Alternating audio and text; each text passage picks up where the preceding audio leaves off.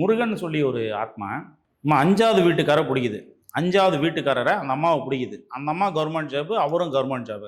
2 பேரும் கை நிறைய சம்பளம் வாங்குறவங்க. என்னப்பா வேணும் சொல்லுப்பா, நான் ஷார்ட்டாக முடிக்கிறேன். என்னப்பா வேணும் சொல்லுப்பா, ரூம் மேலே வந்து அந்த அம்மாவை கேட்குறேன். நான் யார் தெரியுமா, முருகன் அப்படின்னு. எந்த முருகன் சொல்கிறேன், இவங்க வீட்டிலேருந்து 5வது வீட்டில் இருக்கிறேன். இருக்காங்களாப்பா, ஆமாம் இருக்கிறேன். சரி எப்படிப்பா இறந்த, ஏதோ இறந்துட்டேன். சரி என்னப்பா பண்ணோம், என் பசங்களுக்கு துணி வாங்கி கொடுக்க சொல்லுங்கள், தீபாவளி வருது துணி வாங்கி கொடுக்க சொல்லுங்கள், விட்டுறேன் அப்படின்னு. அப்படி சொல்லவே கணவர் என்ன பண்ணுறாரு, கை நீட்டி அடிக்கிறாரு மனைவியை.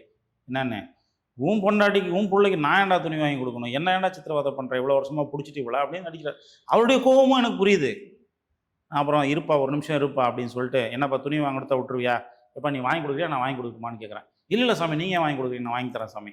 அப்போ துணி வாங்கி கொடுத்தாச்சுப்பா அப்புறம்ப்பா அப்படின்னா, என் மனைவிக்கு என் பிள்ளைக்கு ஏதாவது பண்ணணும், என்ன பண்ணணும்னு தெரியல, யார் மூலியமாக பண்ணணும்னு தெரில, என்கிட்ட இருக்கிற சக்தி இதுதான், இதை வச்சு ஏதாவது பண்ணலான்னு பார்த்தேன், அதுக்குள்ள நீ என்னை பிடிச்சிட்டு வந்துட்டேன். அப்போ நான் குற்றவாளி ஆகிட்டேன் அந்த இடத்துல. அது அதோட வேலையை பார்த்துட்டு போயிருக்கும். இப்போ கொஞ்சம் யோசிச்சு பாருங்கள், யார் நல்லவங்க யார் கிட்டவங்க.